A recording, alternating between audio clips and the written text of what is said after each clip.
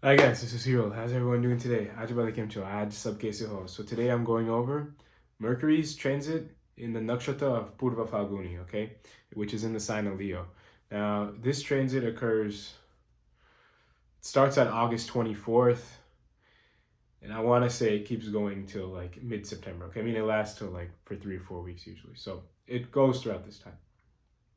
Okay, the exact dates will be in the video title. But this is a very interesting and important retrograde. Okay, why? Because it is right with the sun in its own sign, and Mars is in its own main sign, and it's getting three strong aspects from Rahu, Jupiter, and Saturn. Okay, so all this is kind of tying together. Now, I just recently made a video on Sun and Leo, but that was from the Sun's perspective. Now I'm going to make this video more from the Mercury's perspective. But if you can combine them both, you kind of get an overall holistic picture. But I always make two separate videos, especially for the people that are running different dashas and things like that. Now, this video, right? So Mercury goes backwards in the sign of Leo, but it's all in the nakshatra of Poorvaphaalguni, okay? Poorvaphaalguni is ruled by Venus. Now, this is kind of like the heart of Leo, okay? This is like the real, like, enjoyment side of Leo, okay? This nakshatra. Now, I've said in many other videos, Mercury is kind of like Sun's main pawn, okay? And Sun, this is Sun's sign, but Mercury is retrograde, so it's very powerful here. So, why is one reason why Mercury's Sun's pawn that I've never talked about before? Sun is the identity, right? And Mercury's speech.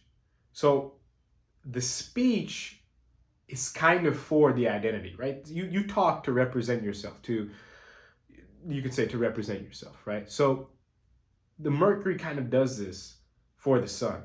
But at the end of the day, it's doing it for the sun, but Mercury's still the one doing it. So when it's going backwards in sun sign with sun, you can kind of get a sense that your identity and your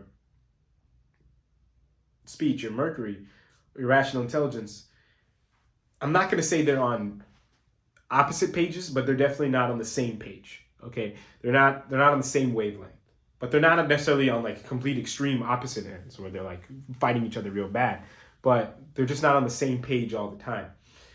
So how does this work out? So Sun's the identity, right? So it's in Leo. It's kind of trying to do self-fulfilling things. When you're trying to when you're trying to have your identity be like self-fulfilling, that doesn't necessarily mean that you do it all with your speech. Okay, so when your speech is trying to be the one that self-fulfills you, especially when you have Mars and Virgo trying to overthink and always trying to outsmart everyone and things like that, this can obviously cause some problems. So that was giving it, and because Ketu is also aspecting Gemini. So the point here is basically to don't try to be too over smart. Okay, don't try to overly think that you're better than everybody else. Really think 2-3 times.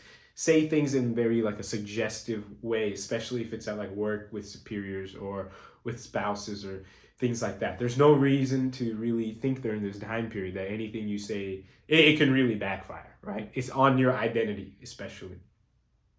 Okay, it can make you seem like, oh my God, like I didn't know like this person was that type of person or something like that, right? It's just like, oh, I didn't see them in that light. And I didn't see them in that light because it has to do with, oh, I didn't think they would say stuff like that.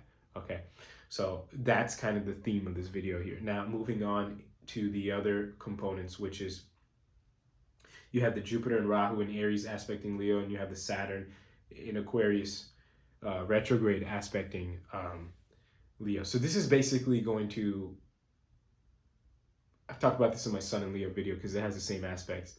But this is Saturn, Jupiter, and Rahu are probably three of the most powerful planets. Okay, these are basically going to create an energy focused on Leo because they all three aspect it. That okay, there's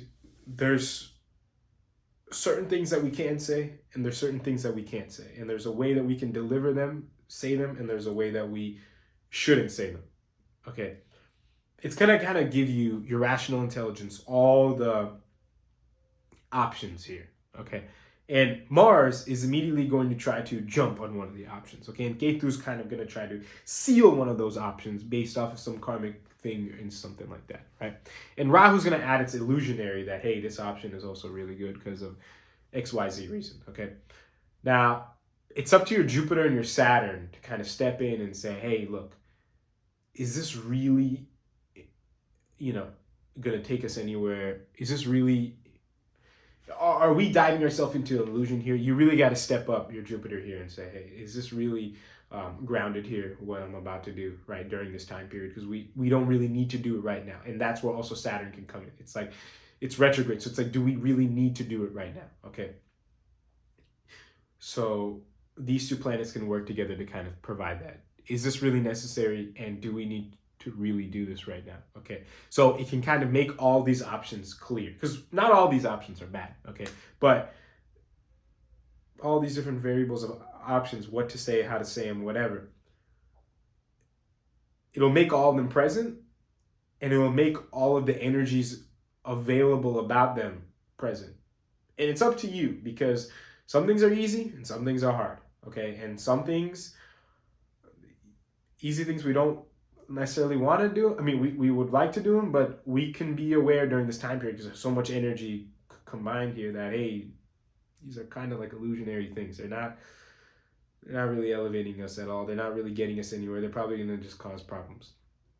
Or there's non-illusionary things, real stuff, which we can do, but that might require some sacrifice, some selflessness, whatever, all these kinds of things, and we can go down that route. So it's up to you during this time period, but I'd really, watch yourself with all this energy here, okay? Just by watch yourself, I mean just be aware. Take deep breaths. Think if you need to get some stuff off your chest, do it with some people that you're really close to and comfortable with, okay? So if you have any questions or comments, feel free to let me know. And until next time, I'll talk to everyone later. Thank you all very, very much for watching.